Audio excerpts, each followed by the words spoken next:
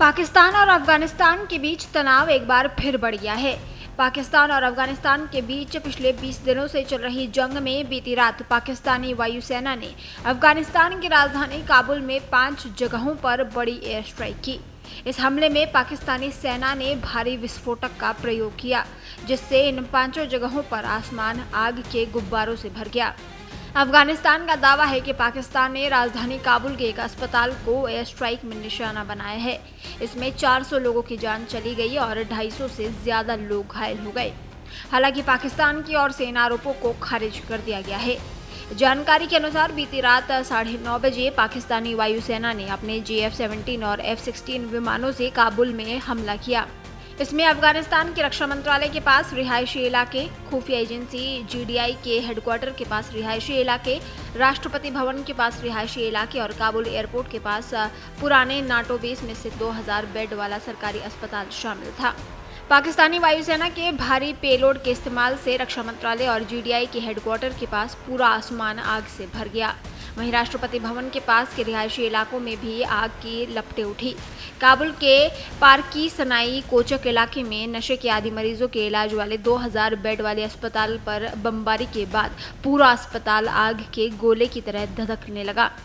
कुल 23 मिनट में काबुल की 5 जगहों पर पाकिस्तानी सेना द्वारा की गई बमबारी में रात 2 बजे तक की जानकारी के अनुसार 400 लोगों की मौत हो गई और 250 से ज्यादा लोग घायल हो गए। काबुल के अलावा पाकिस्तानी सेना ने अफगानिस्तान के नंगरहार प्रांत में भी बमबारी की, जिसमें फिलहाल किसी के मारे जाने या घायल होने की सूचना नहीं मिली है। काबुल में फिलहाल रेस्क्यू ऑपरेशन चल रहा है और अस्पताल समेत रिहायशी इलाकों से लाशों और दबे लोगों को निकालने का काम जारी है।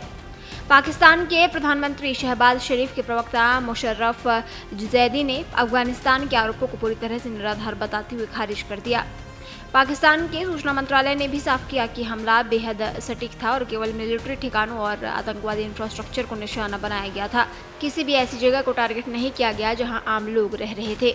पाकिस्तानी वायुसेना की काबुल के रिहायशी इलाकों में भारी विस्फोटक के साथ बमबारी पर अफगानिस्तान सरकार के प्रवक्ता जबीउल्लाह मुजाहिद ने निंदा की और इसे मानवता के खिलाफ अपराध बताया। उन्होंने कहा कि अब पाकिस्तान के साथ बातचीत या कूटनीति का समय खत्म हो गया है। अफगानिस्तान इसका बदला लेगा। डूरंड लाइन पर दोनों देशों की सेनाएं लगातार आमने सामने और तनाव चरम पर है। वहीं अफगानिस्तान की क्रिकेट टीम के खिलाड़ी मोहम्मद नबी ने पाकिस्तान की ओर से काबुल पर हुए हमलों को लेकर चिंता व्यक्त की। नबी ने बमबारी के शिकार हुए लोगों के बारे में लिखते हुए कहा, माएँ अपने बेटों के नाम पुकारती थी, उनका इंतजार करती रही। रमजान की 28वीं रात को उनकी जिंदगियां अधूरी रह गई। वहीं क्रिकेटर राशिद खान ने भी काबुल के एक नशा मुक्ति केंद्र पर पाकिस्तान द्वारा किए गए हवाई हमले की कड़ी निंदा की और नागरिक की मौत को लेकर चिंता जाहिर की। राशिद ने कहा कि आवासीय इलाकों, शिक्षा संस्थानों और अस्पतालों को निशाना बनाना वॉर क्राइम है। उन्होंने आगे कहा, रमजान के पाक महीने में लोगों की कीमती जीवन का अपमान करना दिल को तोड़ देने वाला काम है। ऐसे क्राइम केवल लोगों के बीच विभाजन और नफरत को बढ़ावा देते हैं। देश दुनिया की ताजा खबरें और वीडियोस के लिए अभी डाउनलोड करें पत्रिका ऐप।